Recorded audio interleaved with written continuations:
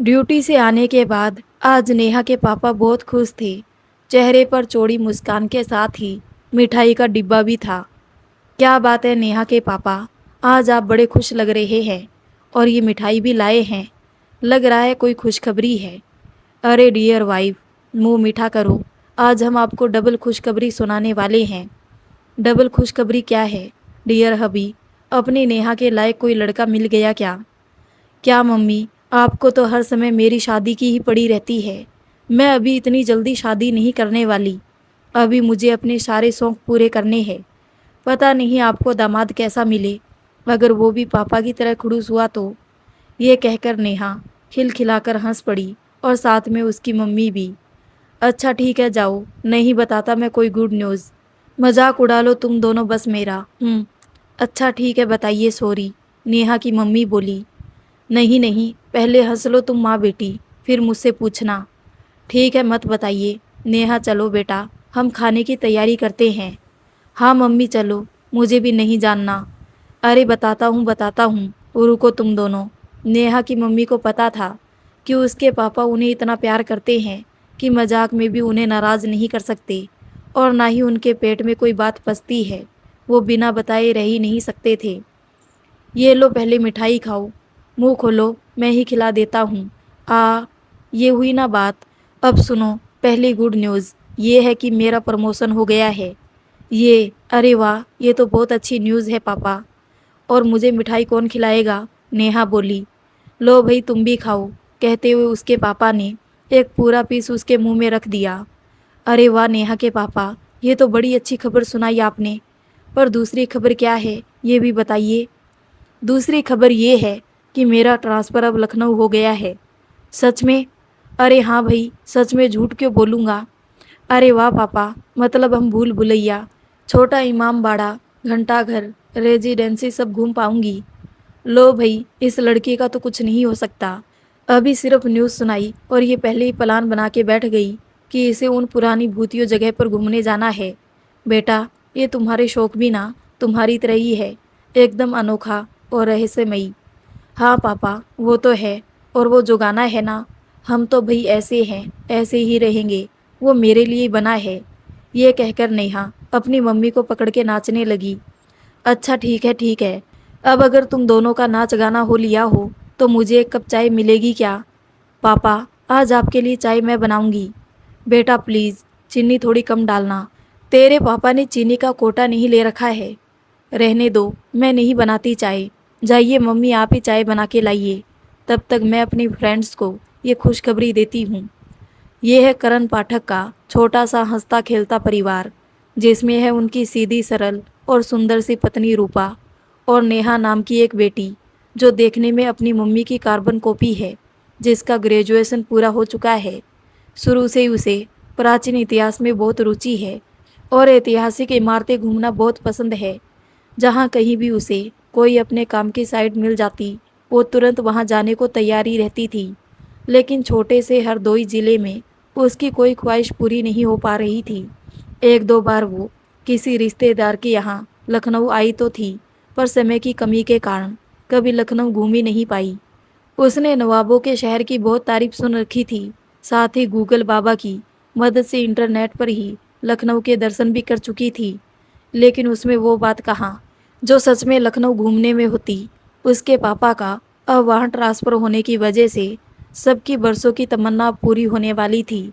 लखनऊ में बना इमाम बाड़ा उसे सबसे ज़्यादा लुभाता था। वो जब भी उसकी पिक्चर देखती, उसे ऐसा लगता जैसे यहाँ से उसका कोई गहरा रिश्ता है। उसके लैपटॉप और फ़ोन पर भी इमाम बाड़े का ही वॉलपेपर सेट था।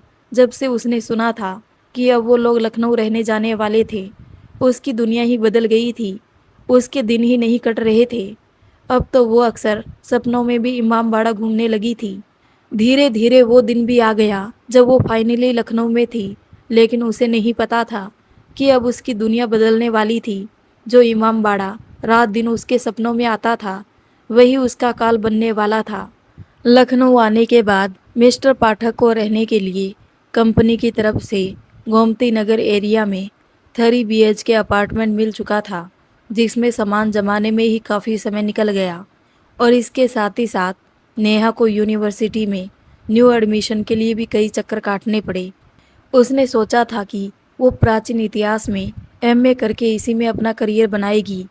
इसके बाद लेक्चर्स अटेंड करने, न्यू फ्रेंड बनाने और घर से कॉलेज आने जाने के लिए लगने वाले समय की वजह से अब नेहा का सारा दिन बाहर ही बीत रहा था। ऐसे एक शनिवार की रात को, पापा, हमें कितने दिन हो गए यहाँ आए, लेकिन आज तक आप हमें बाहर घुमाने नहीं ले गए। कल चलते हैं ना बाहर प्लीज़। क्या करूँ बेटा, प्रमोशन के साथ जिम्मेदारियाँ भी बढ़ जाती है ना। न्यू ब्रांच है ना बेटा, बहुत काम करना पड़ता है। आपको तो कभी फुर्सत ही नहीं मिलती अपने काम से, तभी मैंने और मम्मी ने आपका नाम खड़ूस रखा है। क्या बेटा, हर समय वही बचपने वाली बातें। अभी टाइम नहीं, फिर कभी चलेंगे। अभी मैं बहुत थक गया हूँ, गुड नाइट। मम्मा प्लीज़ पापा को समझाओ ना, कल घूमने जाने को। कितने दिन हो गए हमें यहाँ आए और हम आज तक बाहर नहीं गए। अच्छा ठीक है, अभी तुम भी जाके सो जाओ, मैं बात करती हूँ उनसे। अगली सुबह, नेहा उठो बेटा, हमें बाहर जाना है। मुझे नहीं उठना, मेरे कहने पर बाहर जाने के लिए किसी के पास टाइम नहीं है, और अब आप दोनों बाहर जा रहे हो। मुझे बात ही नहीं करना, जाओ आप दोनों। अरे महारानी, तुम भी चल रही हो हमारे साथ, भूल भुलैया नहीं घूमना क्या? सच में मम्मी? हाँ पापा नाश्ता कर रहे हैं, तुम भी जल्दी रेडी होकर आ जाओ, ओके। आज तो नेहा की खुशी का आप अंदाज़ा भी नहीं लगा सकते थे। चौक स्थित भूल भुलैया, जिसे बड़ा इमाम बाड़ा भी कहा जाता है, उसके सामने आते ही नेहा ने कहा, पापा अब मुझे यहीं उतार दो, तब तक मैं टिकट लेती हूँ। तब तक आप कार पार्क करके आइए। जब नेहा के पापा इमाम बाड़ा के अंदर आए तो वहाँ बाईं तरफ बनी बावड़ी के पास काफ़ी भीड़ लगी थी। उत्सुकतावश जब वो थोड़ा आगे आई तो उन्हें रूपा के रोने की आवाज़ सुनाई दी। भाग के जब वो वहाँ पहुँचे तो देखा कि नेहा बेहोश पड़ी थी और रूपा उसका सिर अपनी गोद में रखे रोते हुए उसे होश में लाने की कोशिश कर रही थी। उन्हें भी इतनी जल्दी समझ नहीं आया कि क्या करे। उन्होंने वहाँ तमाशाई बनी भीड़ से मदद मांगी। तब एक आदमी ने वहीं बने हैंडपंप से पानी लेकर नेहा का मुंह धुलवाया। होश में आने के बाद किसी तरह उसे उठाकर कार तक लाया गया। क्या हुआ रूपा, नेहा बेहोश कैसे हो गई? अंदर आने के बाद नेहा टिकट काउंटर ढूंढते हुए बाईं तरफ बनी बावड़ी के पास चली गई। मैंने उसे बोला भी कि बेटा पहले टिकट ले लेते हैं, लेकिन उसने सुना ही नहीं और दौड़ते हुए बावड़ी की सीढ़ियाँ चढ़ने लगी। मैं भी उसके पीछे पीछे पहुंची, लेकिन तभी वो कहने लगी कि मैं यहाँ पहले भी आ चुकी हूँ, और यही कहते कहते बेहोश हो गई। ओह, लेकिन ऐसे कैसे हो सकता है? हम तो यहाँ रहने ही पहली बार आए हैं, और नेहा ने भी आज के पहले सिर्फ तस्वीरों में ही ये सब देखा है।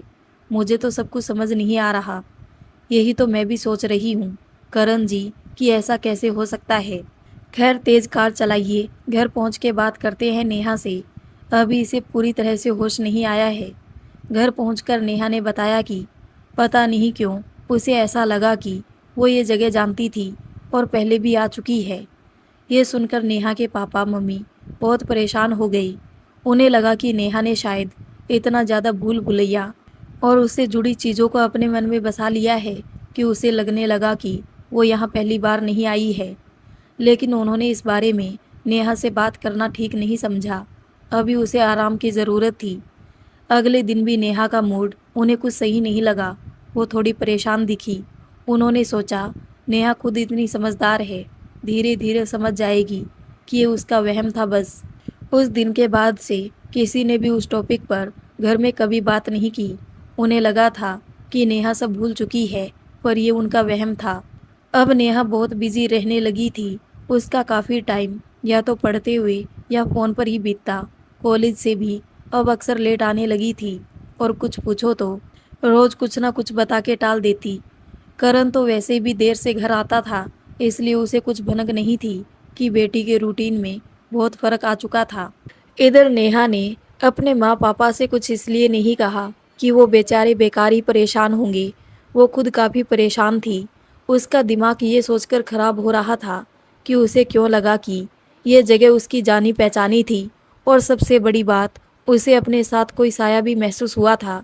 बावड़ी की सीढ़ियाँ चढ़ते ही जैसे कोई था जिसे वो साफ महसूस कर पा रही थी। लेकिन ये बात उसने मम्मी पापा से छुपा ली थी। काफ़ी सोचने के बाद अब नेहा ने यह ठान लिया था कि वो भूल भुलैया का रहस्य सुलझा कर ही रहेगी। इसके पहले ही वहाँ से आने के बाद से ही उसने वहाँ का सारा इतिहास पढ़ डाला था, लेकिन उसे ऐसा कुछ भी नहीं मिला जिससे उसे अपने केस में मदद मिलती। इसके लिए ज़रूरी था कि वो उस जगह फिर जाए और सुनिश्चित करे कि जो पहली दफ़ा उसके साथ हुआ था वो सब वाकई सच था। लेकिन ये काम उसके अकेले का बस का नहीं लगा। उसे लगा इसके लिए अपने दोस्तों से मदद लेनी होगी।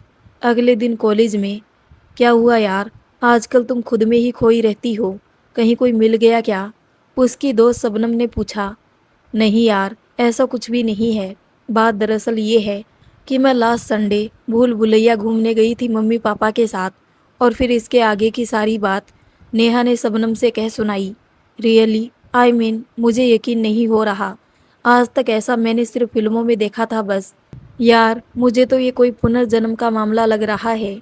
तुम भी ना शबनम, कभी कभी बकवास करने लगती हो यार। तुम सच में बहुत मूवीज़ देखती हो, इसलिए तुम्हें मेरी बातें किसी मूवी का सीन लग रही है। अच्छा ठीक है, सॉरी। बताओ अब आगे का क्या प्लान है? यार, मैं सोच रही थी कि मैं फिर वहाँ जाऊँ और देखूँ कि इस बार क्या होता है, लेकिन अकेले नहीं, तुम्हारे साथ। ठीक है मेरी जान, जैसा तुम कहो। बताओ कब चलना है? आज ही चलते हैं, क्लास बंक करके। भूल भुलैया पहुँचकर।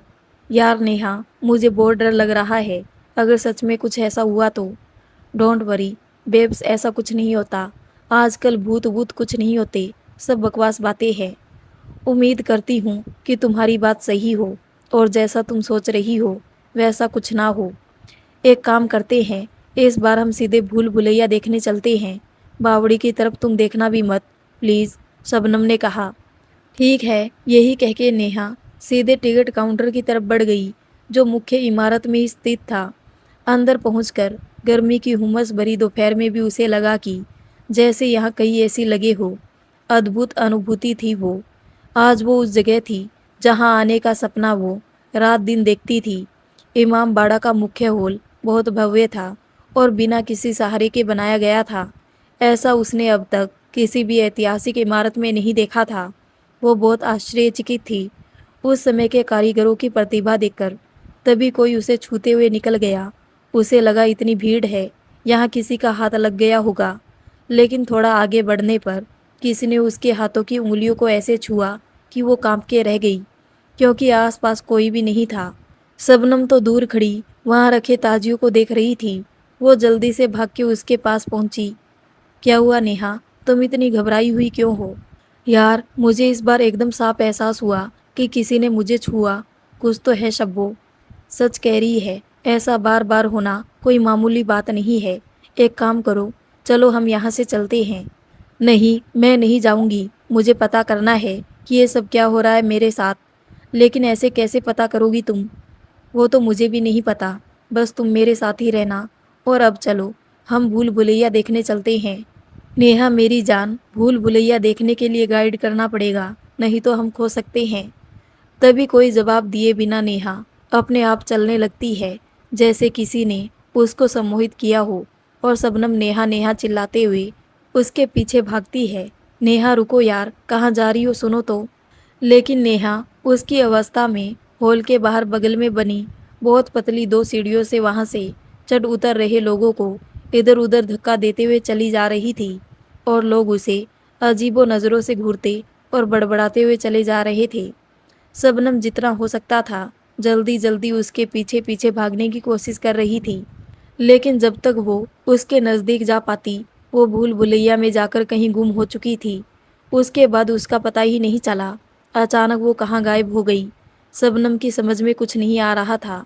वो सोच रही थी इन हजार रास्तों की भूल भुलैया में उसे कहाँ खोजूं जाकर।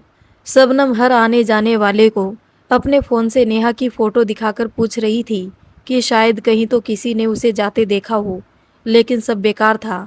उसने अपनी आंखों से नेहा को ओझल होते देखा था, लेकिन उसका मन नहीं मान रहा था। और वो ये सोच रही थी कि नेहा के माँ पापा को क्या कहेगी जाकर। अब उसे लग रहा था वो यहाँ आई ही क्यों, बिना किसी को कुछ बताए। उसे नेहा के कहे में नहीं आना चाहिए था, लेकिन अब कुछ नहीं हो सकता था।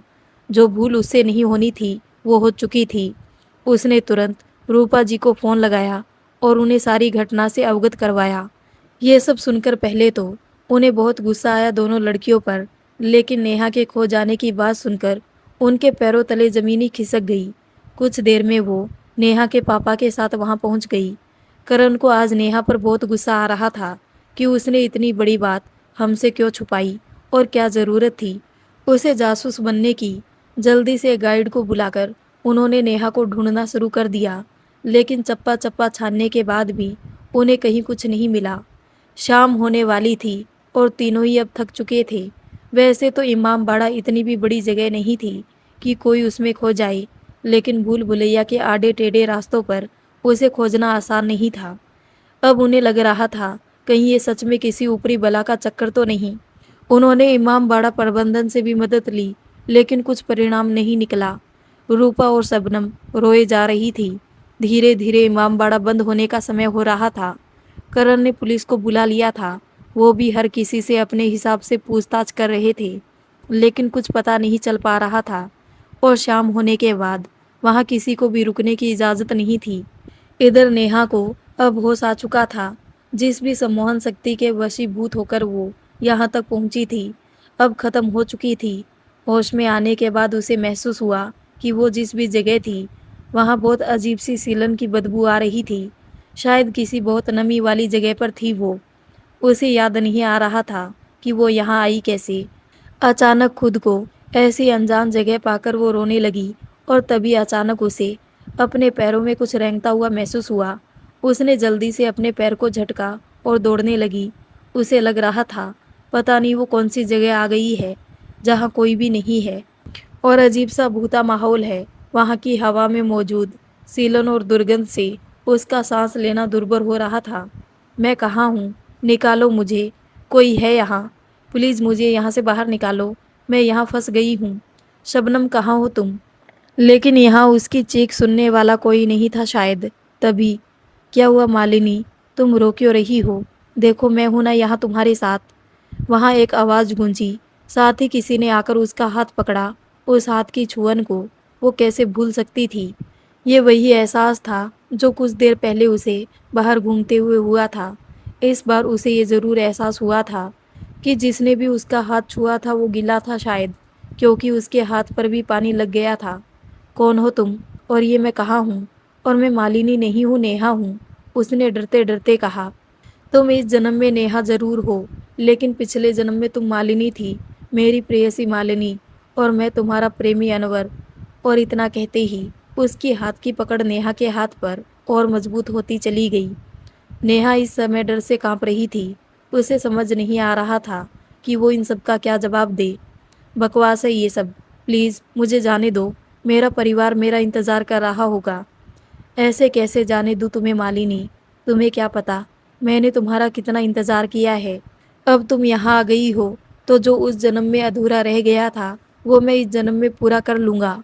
तुम्हारा मतलब ये मेरा पुनर्जन्म है, लेकिन मुझे तो कभी अपने पिछली जन्म की बातें याद नहीं आई और ना ही मुझे इस जगह से जुड़ी कोई बात याद है।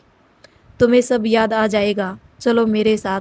मैं कब से तुम्हारा इंतज़ार कर रहा था, लेकिन मैं तुम्हें देख तक नहीं पा रही हूँ। फिर कैसे भरोसा कर लूँ तुम पर? पहले तुम जो कोई भी हो मेरे सामने आओ। ठीक है। उसके बाद अनवर अपने असली रूप में नेहा के सामने आ गया, जिसे देखकर नेहा एकदम भौचक्की रह गई। उसकी आंखों में एक अजीब सी कशिश थी। उसमें झांकते ही नेहा को धीरे धीरे सब याद आने लगा। नेहा उसकी तरफ खींची चली जा रही थी। फिर अनवर उसका हाथ पकड़कर ले जाने लगा और इस बार नेहा ने भी पलट के उसका हाथ पकड़ लिया था और उसके कंधे पर सिर रखते हुए आगे बढ़ने लगी। उस रास्ते के दोनों तरफ की दीवारों पर थोड़ी थोड़ी दूर पर मशालें जल रही थी। कहीं कहीं ज़मीन पर पानी भी पड़ा हुआ था, जिसका मतलब साफ था कि आसपास कहीं पानी ज़रूर था।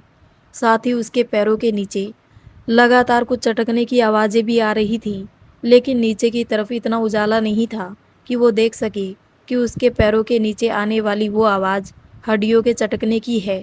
साथ ही उन हड्डियों पर रेंग रहे कीड़े मकोड़े भी उसके पैरों के नीचे कुचलते जा रहे थे। थोड़ा आगे बढ़ते ही उसे थोड़ी रोशनी की किरण दिखाई दी। थोड़ा आगे बढ़ने पर वहाँ का नज़ारा देख के वो हतप्रभ रह गई। क्योंकि ये उसकी देखी दुनिया से एक अलग ही दुनिया थी। वो जिस जगह खड़ी थी वो एक अत्यंत विशाल था। वहां से ऊपर देखने पर उसे पानी पानी दिखाई दिया, जिसमें से छनकर आ रही सूरज की किरणें एक अनोखा दृश्य प्रस्तुत कर रही थी। आसपास की दीवारों पर पड़ रही रंग बिरंगी किरणें बहुत ही सुंदर लग रही थी। उस हॉल में अनेक दरवाजे बने थे, जिनके किनारों पर बनी चित्रकारी में वही डिजाइन था जो उसने लखनऊ में बहुत प्रसिद्ध चिकन की साड़ियों के किनारों पर बने देखा था। नीले रंग से बनी उस डिजाइन में जगह जगह कीमती पत्थर जड़े थे। हर दरवाजा एक जैसा ही था। उसे समझ ही नहीं आ रहा था ये कौन सी जगह है, ये हम कहाँ आ गए अनवर। मालिनी, तुम इस जगह को कैसे भूल सकती हो? ये वही जगह है जहाँ तुम्हारा शरीर दफन है। क्या? ये सुनकर नेहा की कंपकंपी छूट गई। मेरी मौत कैसे हुई थी? हम कैसे बिछड़ गए थे? बताता हूँ। बात उस समय की है जब यहाँ इमामबाड़ा बनने की बात चली। उस समय ये क्षेत्र अवध कहलाता था। यहाँ बहुत भयंकर अकाल पड़ा था। लोग भूखे मर रहे थे, अन्न के एक दाने दाने को तरस रहे थे, जिससे निपटने के लिए हमारे बादशाह और उसके सलाहकारों ने इमामबाड़ा बनाने की सोची, ताकि लोगों को रोजगार मिल सके। यहाँ काम करने के बदले में आवाम को पैसा के बदले में दोनों वक्त का खाना देने की सलाह हमारे अत्यंत उदार बादशाह ने मान ली थी। मैं भी यहाँ के नवाब के यहाँ एक वजीर हुआ करता था। हमारे नवाब साहब साहित्य और कला प्रेमी भी थे। उनके दरबार में हमेशा ही देश दुनिया से आए अनेक कलाकारों का मजमा लगा रहता था। रोज महफिलें सजती। उन्होंने कई गायकों, कवियों, कथक नृत्यगनाओं को पनाह दे रही थी, जिसमें से तुम भी एक थी। मैं तुम्हें जब भी देखता तो देखता ही रह जाता था, लेकिन मेरा पद मुझे इस बात की इजाज़त नहीं देता था कि मैं तुमसे खुलेआम मिलूं या अपनी चाहत का इजहार कर पाऊं। तुम्हारी तरफ देखे बिना मुझे चैन नहीं आता था। जब तक तुम्हारी ठुमरी सुनने महफिल में नहीं आता था और तुम्हें देख नहीं लेता था, मेरा किसी भी काम में मन नहीं लगता। एक दिन मैंने सोच लिया कि दुनिया चाहे जो भी सोचे, चाहे मुझे अपनी प्रतिष्ठा, अपना पद, अपना सब कुछ छोड़ना पड़े, लेकिन मैं तुमसे अपनी मोहब्बत का इजहार करके ही रहूँगा। जल्दी वो दिन भी आ गया जब मुझे इजहार मोहब्बत का मौका मिल गया। हुआ यूं कि तुम्हारी गायकी से खुश होकर पास के रियासत के नवाब साहब ने अपने सानजिंदों के साथ तुम्हें अपनी महफिल में गाने का निमंत्रण दिया। लेकिन उस क्षेत्र में उस समय कुछ लुटेरों का बहुत आतंक था, इसलिए तुम सबकी सुरक्षा की जिम्मेदारी मुझे दी गई। आखिर तुम हमारे नवाब की पसंदीदा जो थी। तभी रास्ते में लुटेरों से मुठभेड़ होने और तुम्हें अपहरण से बचाने की कोशिश करते हुए मुझे बहुत चोटें आई। तुम हर रोज़ मेरा हाल चाल पूछने आया करती थी। हम बहुत समय साथ गुजारने लगे और फिर तुम्हें भी मुझसे मोहब्बत हो ही गई। धीरे धीरे मैं ठीक होने लगा था और सोच लिया था इसके बाद तुमसे निकाह करके सुकून से ज़िंदगी बिताऊंगा, चाहे इसके लिए मुझे रियासत ही क्यों ना छोड़ना पड़े। लेकिन नसीब मेरी ख्वाहिशें पूरी ही नहीं होने दे रहा था। ठीक होते ही भूल भुलैया का सारा काम मेरे ही जिम्मे आ गया था। अब मैं उसमें बहुत व्यस्त रहने लगा था और तुमसे मिलना भी काफ़ी कम हो गया था। मैं तुम्हें संदेश भिजवाता कि मैं तुमसे मिलना चाहता हूँ, लेकिन हर बार तुम्हारी व्यस्तता के किस्से सुनता। फिर मैंने सोचा कि चलो मैं ही तुमसे मिल आता हूँ। मेरे अचानक वहाँ पहुँचने से तुम्हारी कनीज, जो तुम्हारी बेपनाह मोहब्बत की गवाह थी, बहुत घबरा गई और बोली कि तुम अभी रियाज कर रही हो, क्योंकि तुम्हें कल किसी महफिल में गाना था। लेकिन मैंने बाहर नवाब साहब के छोटे भाई का घोड़ा बंधा देख लिया था और उनका इस वक्त यहाँ होना मुझे मुनासिब नहीं लगा। मैं उसकी बात ना मानते हुए सीधे अंदर गया और वहाँ मैंने जो देखा उसकी कभी कल्पना भी नहीं की थी। तुम उनकी बाहों में ठाके लगा रही थी। ये देखकर ऐसा लगा जैसे मेरी दुनिया ही तबाह हो गई। अब मुझे लगने लगा कि मेरे जीने का कोई मकसद ही नहीं बचा है। जिसके साथ जीवन बिताने के मैं हसीन सपने देख रहा था, जिसे रोज़ देख देख कर मैं जीता था, उसी ने मुझे धोखा दे दिया।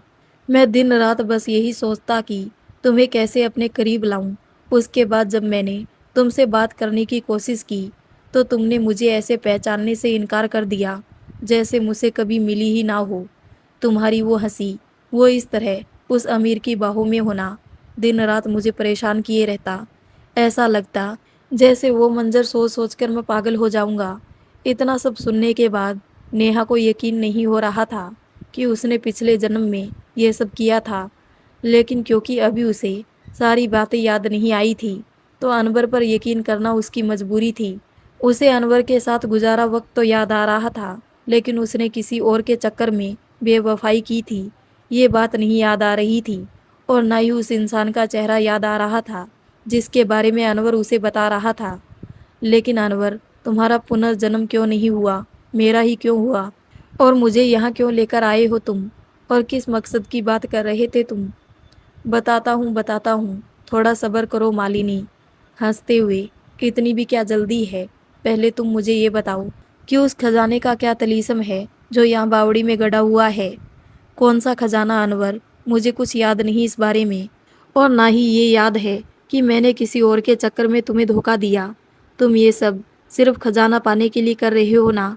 मुझे जाने दो यहाँ से, भगवान के लिए मुझे जाने दो। यही कहकर नेहा वहाँ से भागने लगी। उसे समझ नहीं आ रहा था कि वो किधर जाए, इसलिए जो दरवाज़ा सबसे पहले मिला उसी की तरफ भागी वो। तभी अनवर की गरजती हुई खूंखार आवाज़ सुनाई दी। कहाँ भागकर जाओगी मालिनी? मुझसे झूठ मत बोलो।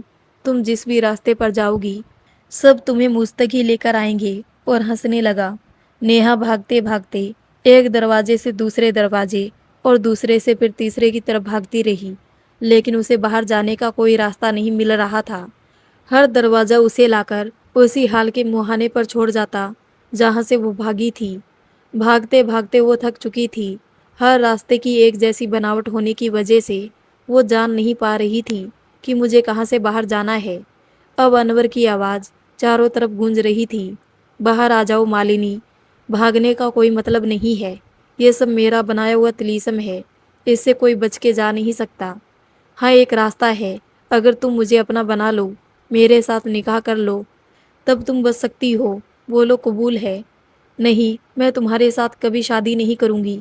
एक मरे हुए इंसान के साथ कैसा निकाह? तो ठीक है, फिर इस जन्म में भी मरने के लिए तैयार हो जाओ। मैं तुम्हें फिर मार दूंगा ताकि इस जन्म में भी तुम किसी और की शरीके हयात ना बन सको। लेकिन साथ ही ये भी याद रखना कि तुम जितनी बार भी जन्म लोगी उतनी बारी मैं तुम्हें यहीं खींच कर लाऊंगा।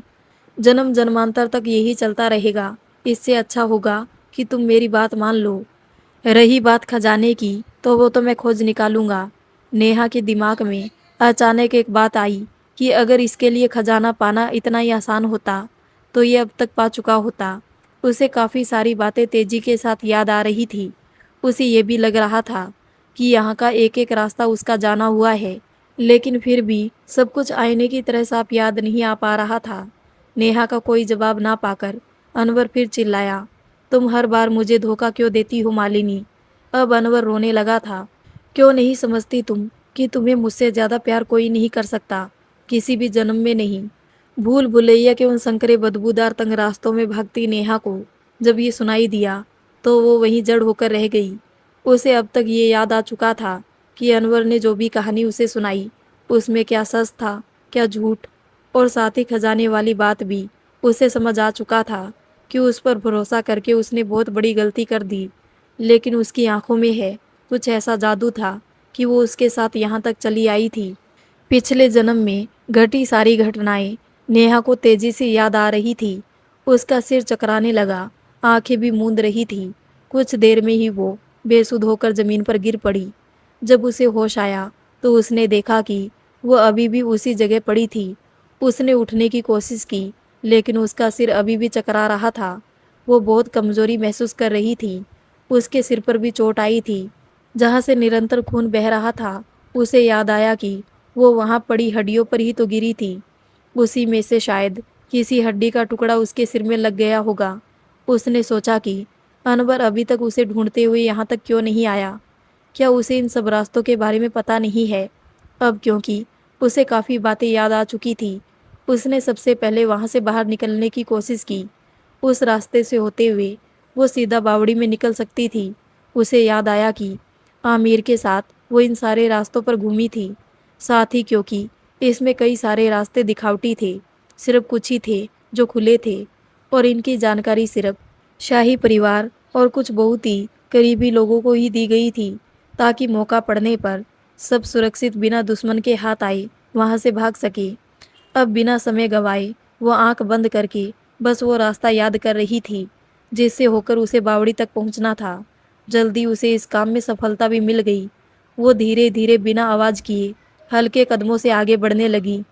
सदियों से बंद होने के कारण उन रास्तों पर बहुत ही कीड़े मकोड़े, सांप, बिच्छू इत्यादि हो गए थे। साथ ही वहां बड़े बड़े मकड़ी के जालों का जाल बिछा था। उसे डर भी लग रहा था, लेकिन यहाँ से बाहर निकलना भी बहुत जरूरी था। उसने सोचा, अनवर के हाथों मरने से अच्छा है कि वो खुद को बचाते हुए मरे। उसे कोशिश करनी ही होगी। मार्ग की बाधाओं को हटाते हुए सीधे वो उन गलियारों तक जा पहुंची जहां उसे बावड़ी के नीचे बनी सीढ़ियों तक ले जाते थे, और वहां से ऊपर चढ़ते हुए सीधे बावड़ी के ऊपर आ गई। बाहर आकर उसने देखा कि उसके मम्मी पापा बैठे रो रहे थे और शबनम उन्हें सांत्वना दे रही थी। पास ही पुलिस की टीम और कुछ लोग और थे जो आपस में बातें कर रहे थे और उसके मम्मी पापा को बेचारगी भरी निगाहों से देख रहे थे। वो किसी तरह लड़खड़ाते हुए बावड़ी के प्रांगण से बाहर आते आते बेहोश होकर फिर गिर गई। जब उसे होश आया, वो अस्पताल में थी।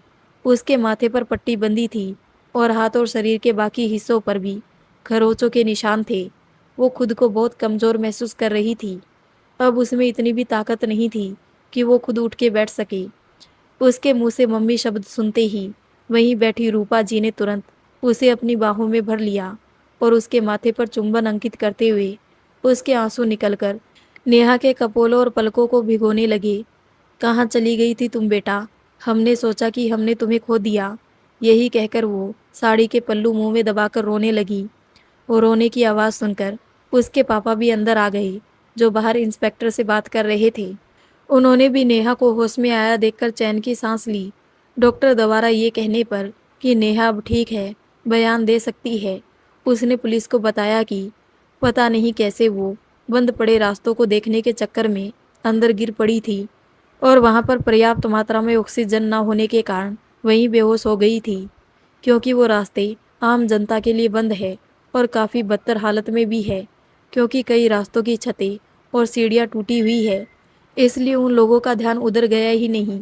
नेहा ने आगे बताया कि कुछ घंटे बाद होश आने पर उसने कोशिश की बाहर निकलने की और पता नहीं कैसे बावड़ी तक पहुंच गई। इसके अलावा उसे अभी ज़्यादा कुछ याद नहीं है।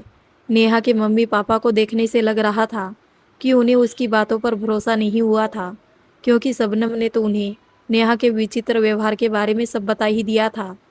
दूसरे दिन अस्पताल से उसे छुट्टी मिल गई। घर आने तक वो काफ़ी ठीक हो गई थी। अब वो बेहतर महसूस कर रही थी। मौका देखकर एक दिन रूपा और करण ने उससे पूछा कि उस दिन क्या हुआ था। उसने सब कहानी कह सुनाई। ये सब सुनकर तो उन दोनों को विश्वास ही नहीं हो रहा था कि उनकी बेटी ने वहाँ ये सब झेला, और उसने पूर्व जन्म में भी उसने कितनी बहादुर और निडरता से अपने दुश्मन का सामना किया था। लेकिन अब आगे क्या होगा बेटा? करण ने चेहरे पर अविश्वास के भाव लिए हुए पूछा। वो तो मुझे भी नहीं पता पापा। मुझे अभी भी वो सब सोचकर डर लग रहा है। लग रहा है जैसे कोई है जो हर वक्त मेरे साथ रह रहा है, मुझे देख रहा है। क्या ये सब तुम्हारा वहम है? बस ऐसा इसलिए लग रहा होगा क्योंकि तुम्हारे दिलो दिमाग में वही सब चल रहा होगा। इसलिए ये सब बातें ना सोचो, तुम आराम करो, हम बाद में बात करते हैं, रूपा जी ने कहा। हाँ मॉम, मेरा सिर अभी भी बहुत दर्द कर रहा है और मुझे नींद भी आ रही है। Bye, good night. करण और रूपा दोनों उसे गुड नाइट बोल और लाइट ऑफ करके बाहर आ गई। क्यों जी, आपको क्या लगता है इस सब के बारे में? मुझे तो बड़ा डर लग रहा है। कहीं हमारी नेहा को कुछ खतरा तो नहीं इन सब से? हाँ रूप, वही मैं भी सोच रहा था। कहीं वो शैतान हमारी बेटी को फिर से ना परेशान करे। मुझे लगता है नेहा को मंदिर ले जाकर कुछ पूजा पाठ करना चाहिए, और साथ ही पंडित जी से अभिमंत्रित कलावा भी बंधवा देंगे इसे, ताकि सब ठीक रहे। हाँ ठीक कह रहे हैं आप, कल ही चलते हैं। अगले दिन रूपा जाओ, जल्दी नेहा को जगाकर बोलो कि हमें मंदिर जाना है, उसे तैयार होने को बोलो। रूपा नेहा के कमरे में जाती है, लेकिन उसे वहाँ ना पाकर जल्दी से करण को बताती है। उसके बाद वो लोग सारा घर छान मारते हैं, लेकिन नेहा कहीं नहीं मिलती, और घर का मेन डोर भी अंदर से बंद था। नेहा कहाँ चली गई करण? मुझे किसी अनहोनी की आशंका हो रही है। रूपा चलो मेरे साथ, मुझे पता है कि वो कहाँ होगी। भूल भुलैया में। जब नेहा की नींद टूटी, उसने देखा कि वो अपने घर में ना होकर भूल भुलैया में है और अनवर उसके पास ही बैठा हुआ उसे घूर रहा था। ये देखकर वो सकते में आ गई। मैं यहाँ कैसे आ गई? तुम्हें मैं लाया हूँ मेरी जान। तुम्हें क्या लगा कि मैंने तुम्हें जाने दिया? और हंसने लगा। मैं इस इमारत से बाहर नहीं जा सकता तो क्या हुआ, मेरे साथी तो जा सकते हैं ना? और हंसने लगा। अनवर की हंसी के साथ वहां और भी कई लोगों के ठहाके गूंज रहे थे। जब नेहा ने आसपास नजर दौड़ाई तो देखा कि वहां रखी मुगल कालीन पेंटिंग्स में बने सिपाही भी हंस रहे थे। ये देखकर वो बहुत खौफजदा हो गई। ये है मेरे असली सिपाही जो मेरे कहने पर कहीं भी आ जा सकते हैं। अनवर देखो, मुझे जाने दो। तुम जानते हो कि जो मैंने तुम्हें पहले कभी नहीं बताया वो अब भी नहीं बताऊंगी, चाहे तुम मेरी जान ही क्यों ना ले लो। तुमने ये सोची कैसे लिया कि मैं तुम्हारी जान ले लूँगा, मेरी जान? फिर कुछ सोचते हुए उसके होठों पर एक रहस्यमयी मुस्कान और आंखों में चमक आ गई। इसका मतलब तुम्हें सब याद आ चुका है। चलो अब जल्दी से शुरू हो जाओ, इससे पहले कि मैं भूल जाऊं कि मैंने कभी तुमसे प्यार भी किया था। उसने गुस्से से दांत पीसते हुए कहा। कोई प्यार नहीं किया था तुमने अनवर, वो तुम्हारी वासना और लालच था। साथ ही तुम सिर्फ अमीर से बदला लेना चाहते थे, इसलिए तुमने अपनी चिकनी चुपड़ी बातों में फंसाकर मेरा इस्तेमाल करना चाहा था। और तुम तो जाकर उन नमक हराम अंग्रेजों से भी मिल गए थे। तुम्हें क्या लगा था वो हमारे नवाब को हटाकर तुम्हें गद्दी पर बिठा देते? नमक हरामी की थी तुमने और उसकी सज़ा भी मिली तुम्हें। यह सब कहते कहते नेहा गुस्से से बिफर पड़ी। कोई नमक हरामी नहीं की थी मैंने। जब हक मांगने से ना मिले तो उसे छीन लेना चाहिए। मैंने बस अपनी ईमानदारी का इनाम मांगा था। बदले में मुझे क्या मिला? सजाए मौत। झूठ बोलने से पहले ये तो सोच लो अनवर कि मुझे अब सब कुछ पता है। बस बहुत हो गया। अब तुम अपनी झूठी बातों में मुझे नहीं फंसा पाओगे। मुझे याद है वो दिन जब तुमने मेरी जान और आबरू की रक्षा की थी, जिस वजह से मैं तुम्हारी एहसानमंद हो चुकी थी और कहीं ना कहीं तुम्हें दिल ही दिल में पसंद भी करने लगी थी। हम दोनों ही जिंदगी के सफ़र में एक दूसरे का साथ देने के ख्वाब देखने लगे थे। लेकिन फिर एक दिन जब बातों ही बातों में तुमने अपना असली रंग दिखाया तो मेरा मन तुमसे घिन होने लगा। तुम अपने षड्यंत्र में मेरा साथ चाहते थे क्योंकि तुम्हें पता था कि मैं नवाब साहब से जब चाहूँ मिल सकती हूँ और इसके अतिरिक्त उनके निजी कक्ष तक भी मेरी बेरोक टोक आवाजाही थी। मैंने तुम्हें बहुत समझाने की कोशिश भी की, लेकिन तुम्हें मेरी बात समझ नहीं आई। तुम्हारे मन में रियासत का लालच आ चुका था और गद्दी पर बैठने के लिए तुमने पहले तो नवाब साहब को मरवाने की कोशिश की।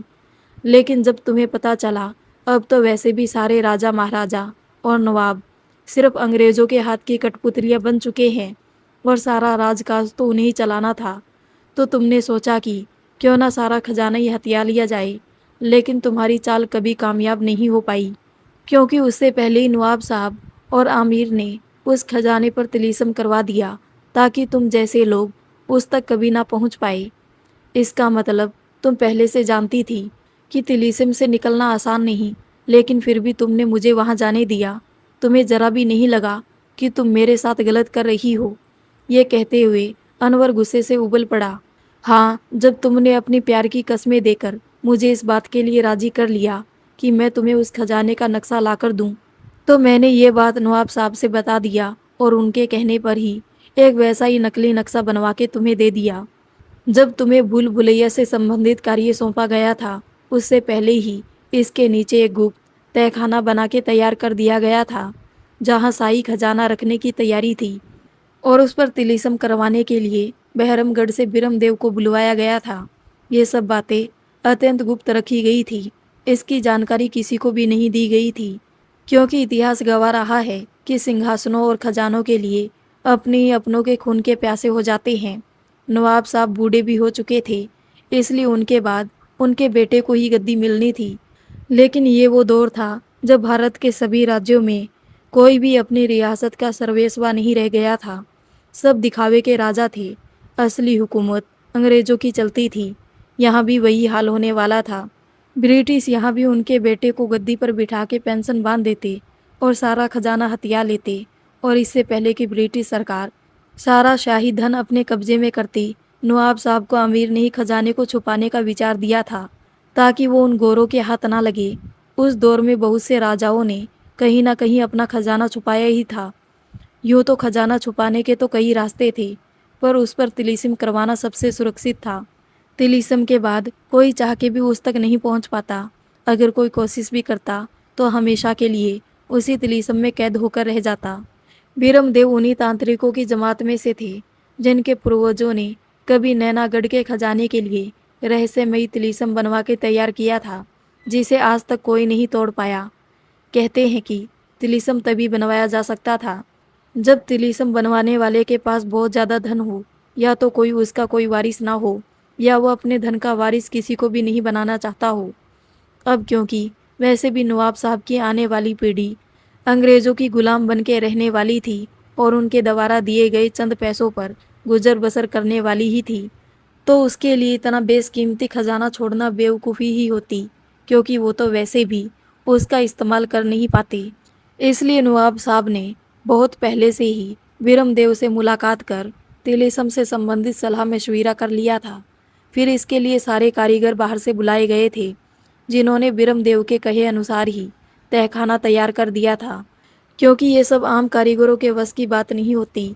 तहखाने पर तरह तरह की आकृतियाँ बनाई जाती है, जिन्हें मंत्रों में बांधा जाता है। कई कई दिनों तक लगातार तरह तरह की साधनाएं और विधियाँ पूर्ण की जाती है, तब कहीं जाकर तिलिस्म तैयार होता है। इसके बाद या तो सिर्फ उस खजाने का मालिक या फिर वही इंसान उसमें प्रवेश कर सकता है जिसे तिलिस्म तोड़ना आता है। बीरमदेव ने उसमें प्रवेश करने की विधि और खजाने की मूल स्थिति का नक्शा नवाब साहब को भेंट किया था, और उसी का प्रतिरूप मैंने तुम्हें लाकर सौंपा था, लेकिन गलत, ताकि तुम वहां तक ना पहुंच सको। हाँ, तुम पर भरोसा करना मेरी जिंदगी की सबसे बड़ी भूल थी मालिनी। तुमसे धोखा खाने के बाद ही मुझे ये एहसास हुआ कि तुमने मुझे कभी प्यार नहीं किया था ना। मेरे जान की दुश्मन ना बनती, तुम ना ही गलत जानकारी देती मुझे। तुम पर भरोसा करके मैंने बहुत बड़ी गलती की। वही मैं सोचूं कि तुम मेरे साथ अंदर क्यों नहीं आई, क्यों तुमने मना कर दिया था, क्योंकि तुम्हें पता ही था कि मैं यही कैद होकर रह जाने वाला हूँ। तुम्हें पता है कितनी दर्दनाक मौत मरा हूँ मैं वहाँ।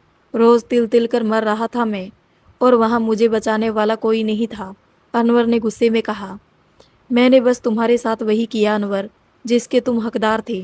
तुमने जो किया उसी का प्रतिफल मिला तुम्हें। मैं कैसे तुम्हारे उस षड्यंत्र में शामिल हो सकती थी। जिन नवाब साहब ने मुझे मेरी भूखमरी से मरती हुई माँ की गोद से उठा के अपने महल में रखा, पाला पोसा, मुझे जिस भी चीज़ में रुचि थी उसकी तालीम दिलवाई, मैं उन्हें मारने, उन्हें बर्बाद करने में तुम्हारा साथ देती। ऐसा कैसे सोच लिए तुमने अनवर? मैं बस इतना चाहती थी कि जब तुम वहाँ तक नहीं पहुँच पाओगे तो मैं तुमसे कह दूँगी कि असली नक्शा कहाँ रखा है ये मुझे भी नहीं पता, और शायद तुम समझ जाते कि ये इतना आसान नहीं है और धन का लालच छोड़ देते। लेकिन पता नहीं कैसे तुम उसके अंदर कैद होकर रह गई। बस तुमने बहुत झूठ बोल लिया मालिनी। अब इससे ज़्यादा झूठ सहने की ताकत नहीं है मुझ में। सीधी तरह बता दो कि खजाना कहाँ है, वरना। कहते कहते अनवर की आंखें अंगारों सी लाल हो गई और उसके सारे शरीर में जगह जगह से पानी की धार फूट पड़ी। उसका शरीर गलने लगा और देखते ही देखते वो एक सड़े गले शरीर वाली काया में परिवर्तित हो गया, जिसमें से अब पानी के साथ साथ लंबे लंबे बिलबिलाते हुए बदबूदार कीड़े भी निकलने लगे थे। और उस पूरे हॉल में इतनी बदबू फैल गई कि नेहा का सांस लेना दूभर हो गया और उसे उबकाई आने लगी। किसी तरह संभलते हुए नेहा ने पूछा, ये तुम्हें क्या और कैसे हो गया अनवर? ज़्यादा मासूम मत बनो मालिनी, इन सब की वजह तुम हो। ना तुम मुझे दगा देती और ना ही मेरा हाल ऐसा होता।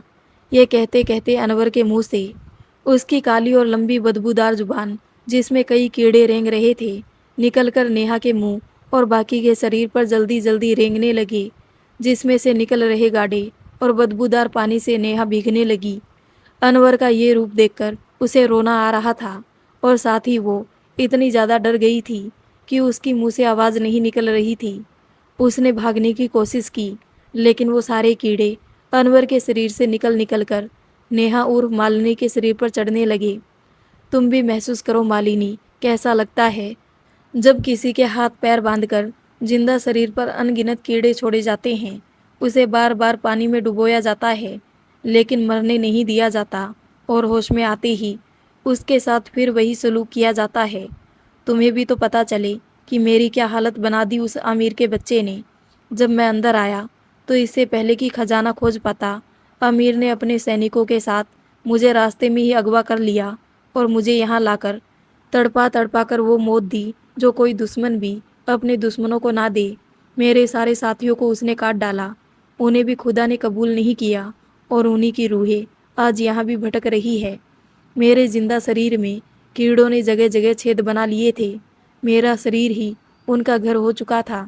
लगातार पानी में पड़े रहने के कारण मैं सड़ने लगा, ऊपर से ये कीड़े जो मुझे जिंदा ही खा रहे थे। उफ, तुम क्या जानो कि कितना दर्दनाक था वो सब कुछ। लेकिन अब तुम्हें मुझसे कोई नहीं बचा सकता। अब मैं तुम्हारी भी वही हालत करूँगा जो मेरी हुई थी। जो तबाही मैंने और मेरे साथियों ने मरने के बाद मचाई, उसके सबूत तो तुमने इन गलियारों में ही पड़ी हड्डियों को देखकर लगा ही लिया होगा। आमिर और वो सब जो भी मेरी मौत की साजिश में शामिल थे, उनमें से किसी को नहीं छोड़ा हमने। सबको वैसे ही दर्दनाक मौत दी थी हमने। लेकिन तुम बच गई थी क्योंकि तुम यहाँ से कहीं जा चुकी थी, पर अब इस जन्म में नहीं। अब तुम सीधे बता दो कि वो खजाना कहाँ है, नहीं तो मारूंगा तो मैं तुम्हें वैसे भी। लेकिन अगर तुमने बता दिया तो हो सकता है तुम्हारी मौत थोड़ा कम दर्दनाक हो। इतना बोलकर अनवर और उसके साथियों का अट्ठास पूरे हॉल में गूंज उठा, जिसे सुनकर नेहा की जान निकली जा रही थी। ये सब सुनकर अब उसका दिमाग भी काम नहीं कर रहा था। उसे समझ नहीं आ रहा था कि क्या करे, कैसे बचे। नेहा ने फिर बताना शुरू किया, अनवर मेरा यकीन करो, मैं बस चाहती थी तुम्हें सही रास्ते पर ले आऊं, इसलिए मैंने नवाब साहब से ये बात बता दिया। लेकिन उस वक्त मुझे कहाँ खबर थी कि तुम्हारे साथ क्या हो जाएगा। जब मुझे तुम्हारी कोई खबर नहीं मिली तो मैं नवाब साहब के पास गई ताकि पता लगा सकूं कि तुम अब तक बाहर आए क्यों नहीं, क्योंकि नक्शा गलत होने के कारण तुम्हें जल्दी ही बाहर आ जाना चाहिए था। लेकिन मुझे बताया गया कि अवध में तेजी से बदल रही परिस्थितियों और घटनाक्रम के कारण वो अभी बहुत व्यस्त है और मुझसे मिलने में असमर्थ है। फिर किसी तरह आमिर से मुलाकात तय हुई और मुझे पता चला कि तुमने पता नहीं कैसे तिलिस्म तोड़ लिया है और खजाना लेकर कहीं चले गए हो। ये सुनकर मुझे बहुत सदमा लगा और मैं तुम्हारी यादों के सहारे दिन काटने लगी। अब मेरे पास यहाँ रहने की कोई वाजिब वजह भी नहीं थी। मैं वो महल छोड़कर कहीं दूर चली जाना चाहती थी। मेरा वहाँ रहना अब मुझे हर वक्त तुम्हारी याद दिलाता था।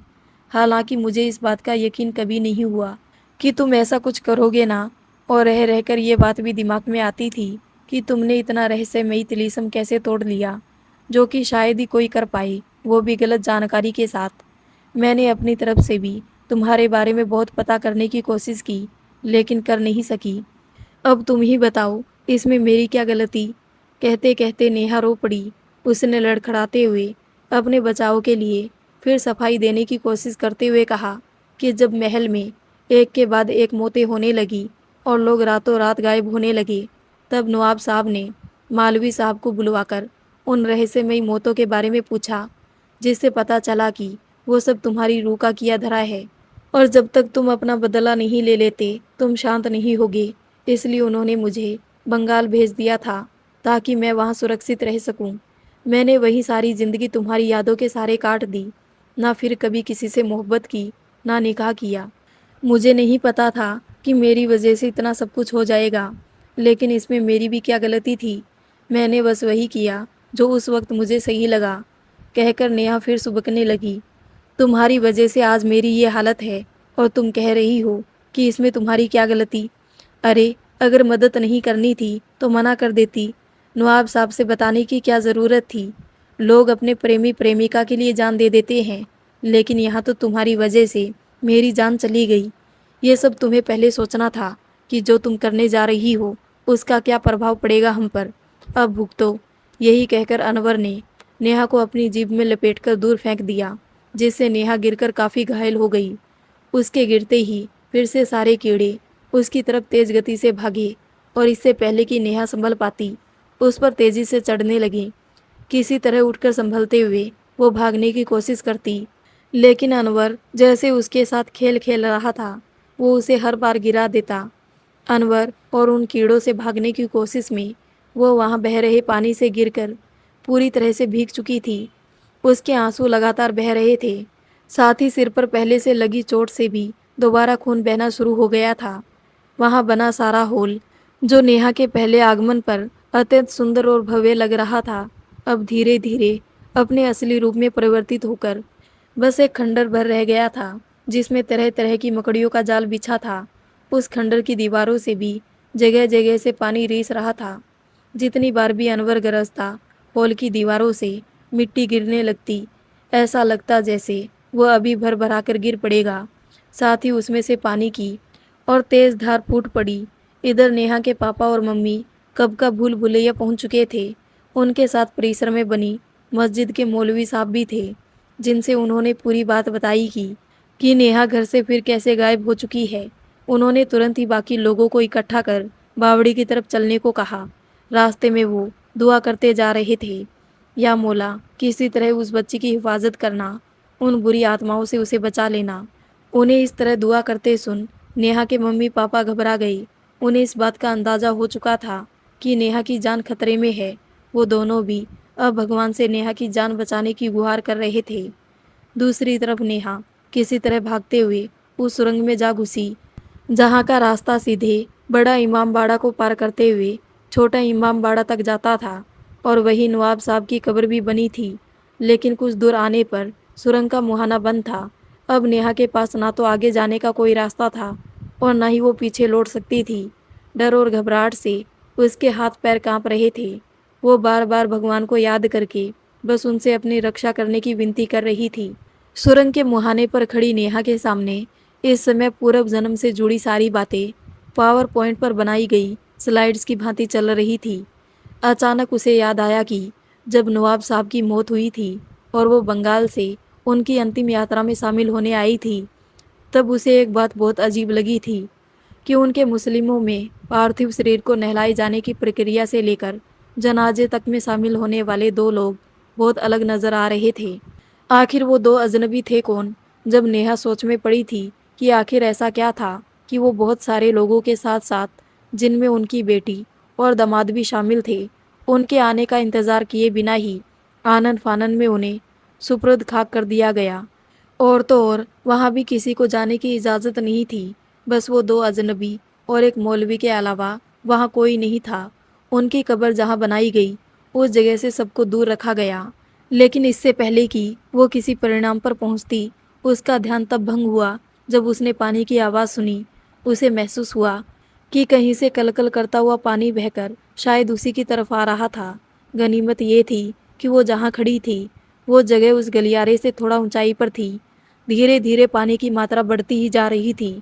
अब उसे लगने लगा था कि कुछ ही देर में पानी उस तक पहुंचना शुरू हो जाएगा। फिर वो क्या करेगी, कहाँ जाएगी? उसे वैसे भी पानी से डर लगता था।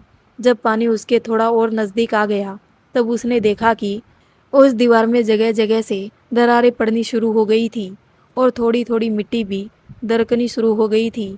दीवार के थोड़ा दरकने से वहाँ एक झीरी बन गई, जहाँ से रोशनी आ रही थी।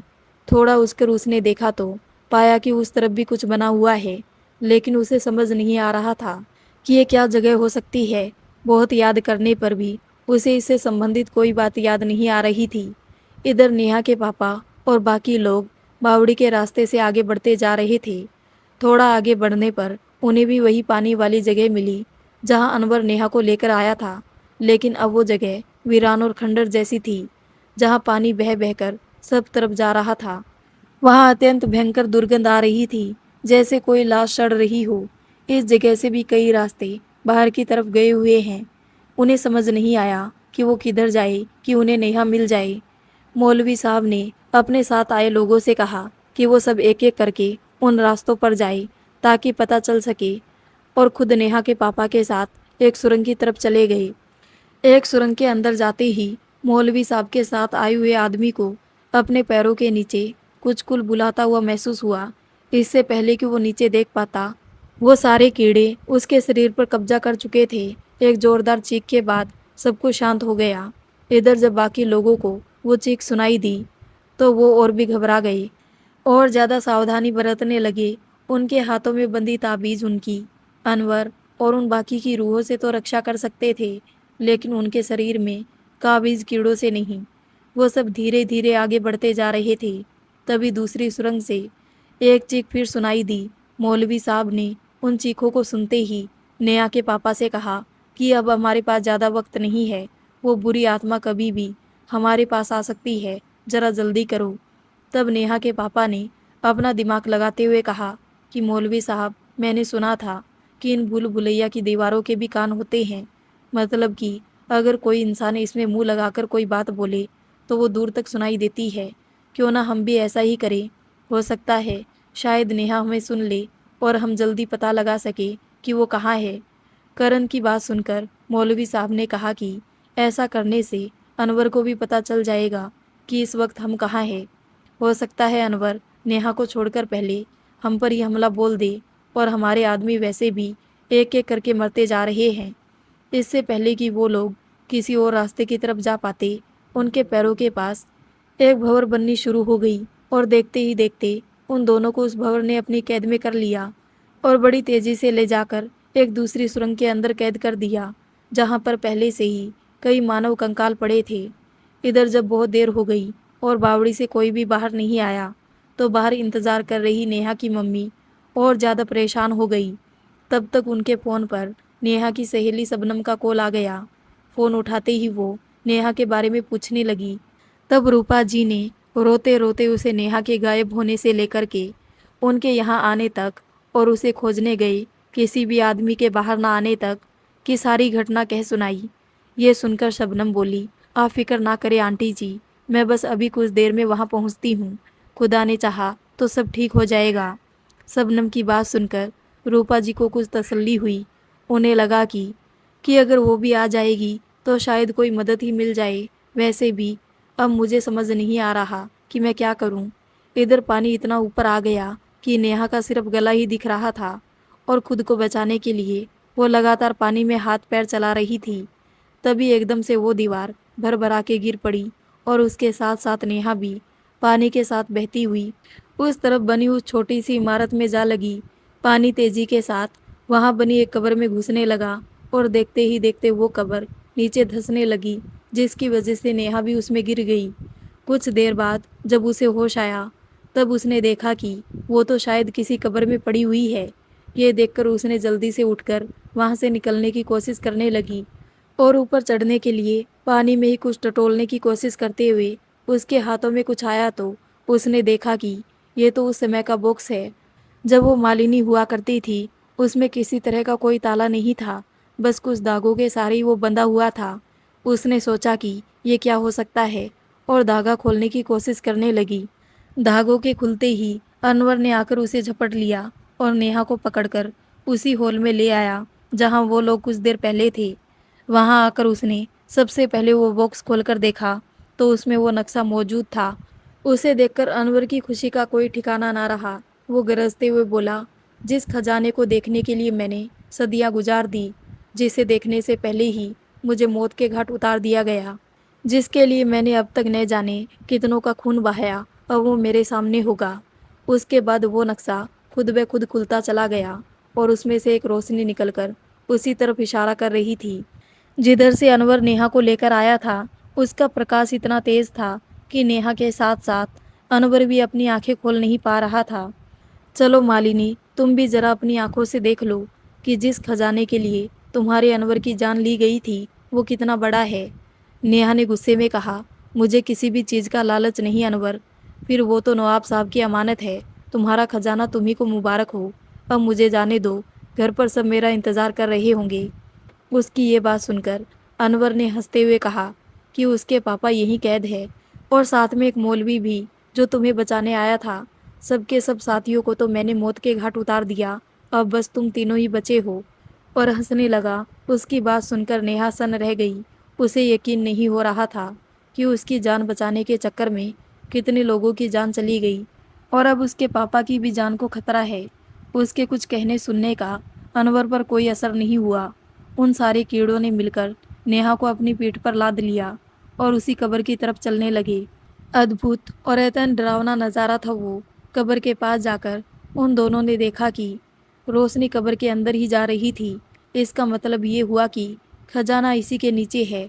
अनवर ने अपने सिपाहियों को कब्र की मिट्टी हटाने का आदेश दिया। लेकिन इससे पहले कि वो कुछ कर पाते, एक रौबदार आवाज़ वहां गूंज उठी।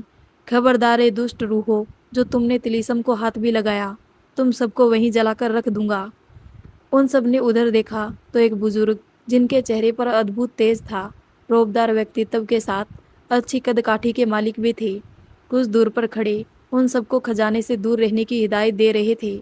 उनके साथ ही शबनम और नेहा की मम्मी रूपा भी थी। अपनी मम्मी को देखकर नेहा फूट फूट कर रो पड़ी। उसकी मम्मी भी रो रही थी और साथ ही शबनम भी। वहाँ का नज़ारा देख सकते में थी। वो सोच भी नहीं सकती थी कि जिस भूल भुलैया को देखने देश विदेश से लोग आते हैं, जो इस लखनऊ शहर की जान है, जो इतना खूबसूरत है, उसकी असलियत इतनी कुरूप होगी।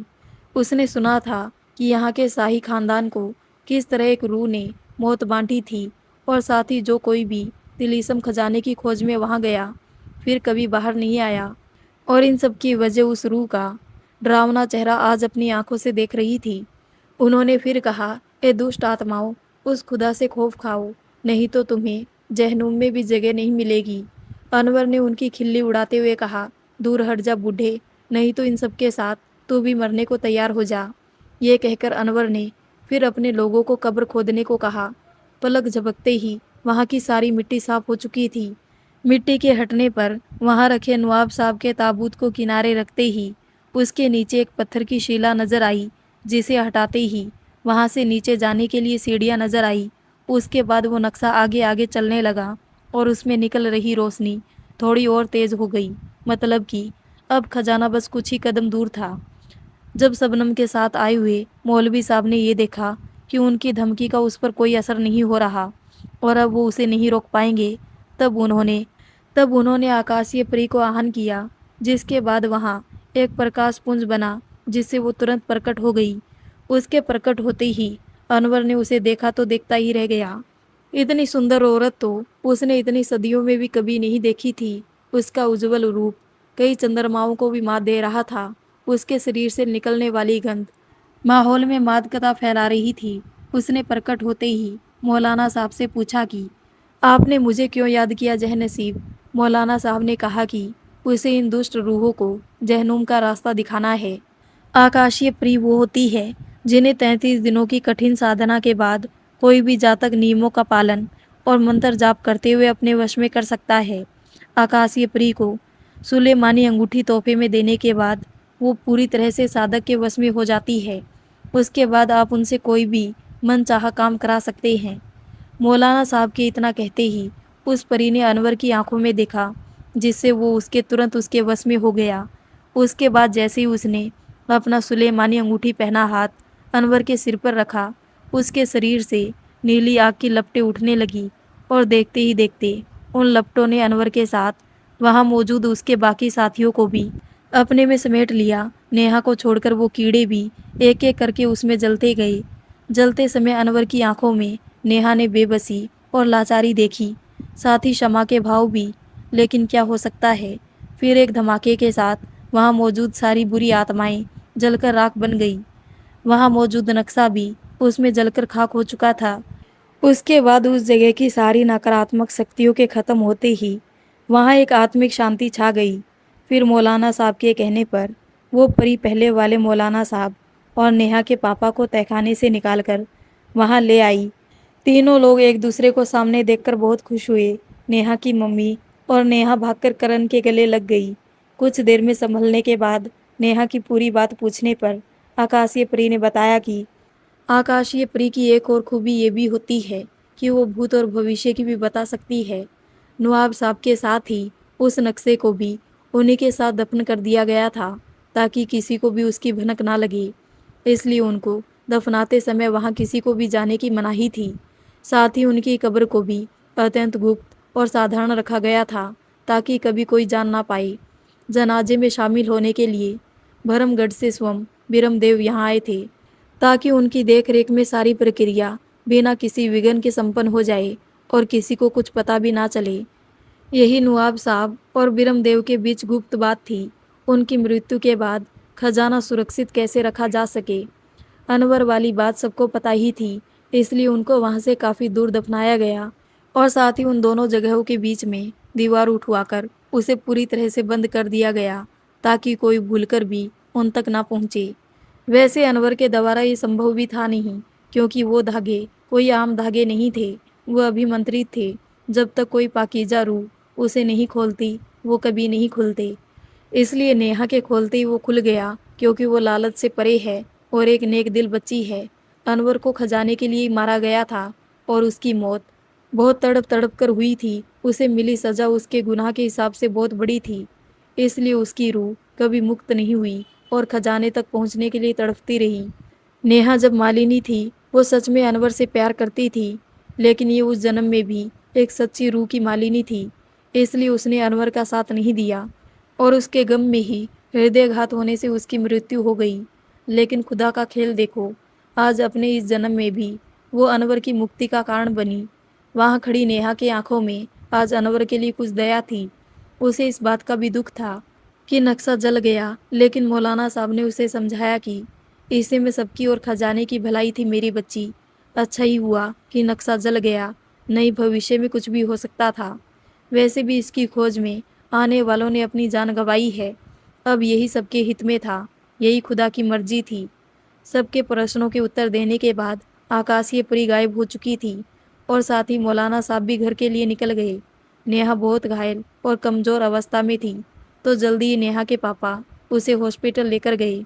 अस्पताल में होश आने पर नेहा ने सबसे पहले यही पूछा कि वो मौलाना साहब कौन थे और वहाँ कैसे आए थे। तब शबनम ने बताया कि जब नेहा की मम्मी से उसे बात पता चली, तब वही उन्हें लेकर यहाँ आई थी। वो उन्हीं के जानने वाले हैं। उन्होंने आकाशीय परी साधना कर रखी है, जिसकी वजह से उनके लिए कोई भी काम असंभव नहीं है। घर आने के बाद नेहा के स्वास्थ्य में काफ़ी सुधार था और अब वो कॉलेज जाने को एकदम तैयार थी। हालांकि अभी भी वो जिस तरह की परिस्थितियों से दो चार होकर आई थी, उसके लिए आसान नहीं था सब कुछ इतनी जल्दी भूल जाना। पर वो बहुत मजबूत लड़की थी।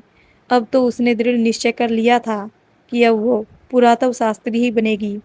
तो दोस्तों, आपको ये कहानी कैसी लगी? अगर अच्छी लगी हो तो वीडियो को लाइक कर दें और ऐसी ही और कहानियाँ देखने के लिए हमारे चैनल को ज़्यादा से ज़्यादा सब्सक्राइब करें।